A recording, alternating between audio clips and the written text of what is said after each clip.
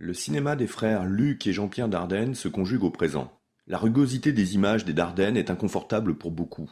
Mais c'est oublier que le cinéma miroite la réalité du monde. Et les Dardennes le savent, ne l'oublient surtout pas, eux, et les deux cinéastes le revendiquent en souhaitant surtout ne pas se soustraire à cette règle. Tori et Lokita, leur nouveau film, n'échappent pas à ce principe. Inscrire l'action du film dans le contemporain est une exigence, la seule, car les films des Dardennes ne sont pas des films à thèse. Ainsi, règne au centre du dispositif de mise en scène l'usage du plan séquence et une caméra le plus souvent portée à l'épaule. Représenter le présent donc et le figurer par la mise en avant d'actions ou de situations appréhendées dans leur déroulement logique et vraisemblable. Comme toujours donc, chez les Dardennes, la réalisation est sans fioriture, elle est minimaliste, elle est brute. La machinerie s'efface. Ils fabriquent depuis toujours un cinéma sans concession, esthétique, car si les films des Dardennes observent notre temps, il n'y a jamais de compromission, jamais l'envie, bien au contraire, de répondre aux attentes du spectateur. Les faits, et seulement les faits d'une situation plausible, sont exposés. Le cinéma des frères Dardenne se caractérise par une radicalité qui constitue la substance même de leur contenu filmique jusqu'à la mise en forme de ce contenu.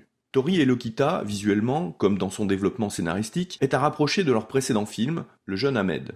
Même rigueur implacable, même épure, même logique. Tori et Lokita est l'histoire de deux jeunes migrants qui vont faire cause commune pour survivre en milieu particulièrement hostile. L'entreprise de déshumanisation à laquelle ils se confrontent, sans en comprendre tous les rouages, concerne ici la Belgique. Mais ce pourrait être ailleurs, n'importe où en Europe. Le monde peint par les Dardennes est sans relief. Il répond à un fonctionnement inaltérable. La société montrée est dépourvue de toute trace d'humanité. Pourtant, dans ce marasme, de l'humain surgit de différentes manières. Déjà par le choix d'un casting où se côtoient professionnels et amateurs. Les deux rôles principaux, celui de Tori et de Lokita, sont interprétés par des comédiens non professionnels. Ce choix convainc d'emblée, car la candeur et le naturalisme apportés par les deux jeunes comédiens accusent le cynisme qui caractérise le monde dans lequel ils se débattent. La fraîcheur, l'absence de calcul, la spontanéité qui émanent de l'interprétation dans certaines situations injectent de l'humain dans un univers réaliste où cette considération ne semble pas être la plus importante. Car dans l'expérience belge de Tori et Lokita, tout est produit de consommation, de la nourriture aux êtres que l'on croise. Des hésitations inévitables dans le jeu des deux comédiens confirment ou consolident la posture que leurs personnages adoptent ou endossent. Tori et Lokita se sont rencontrés lors de leur migration et se sont rapprochés. Une idée s'est alors imposée à eux, faire corps. Être l'un pour l'autre ce qu'ils n'ont pas ou non plus, une famille, un repère, un allié, un être à aimer et à protéger. Alors ils se sont inventés une vie dans laquelle ils sont frères et sœurs. Mais ce qui les réunit, et qui les a motivés à embrasser cette conduite, la survie, laisse également affleurer des sentiments qui tentent à réhumaniser l'espace clinique, froid et mécanique du monde peint par les frères Dardenne. Ce qui unit Tori à Lokita pourrait constituer en soi une forme de salut. Ce qui peut les sauver, c'est justement de ne pas se comporter comme ceux qu'ils croient sur leur chemin au quotidien. Parce qu'ils se soucient l'un de l'autre, ils existent. Parce qu'ils prennent en considération les désirs, les peines et les singularités de l'autre, ils arrivent à endurer et à supporter le quotidien.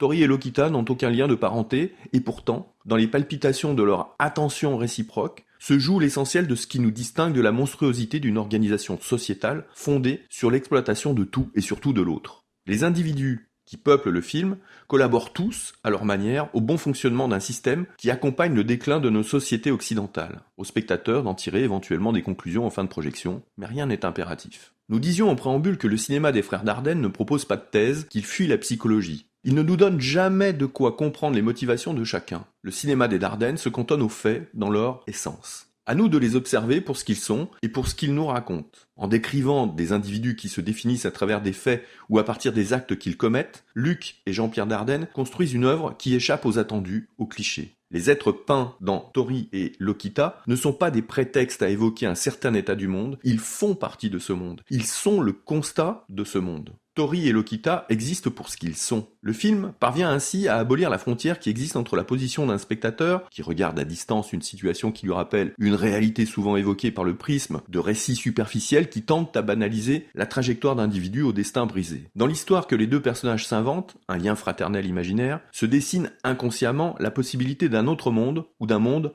autre. Un monde où la considération de chacun servirait d'élan à une reconsidération de nos structures collectives. Histoire, peut-être, de nous retrouver un sens commun.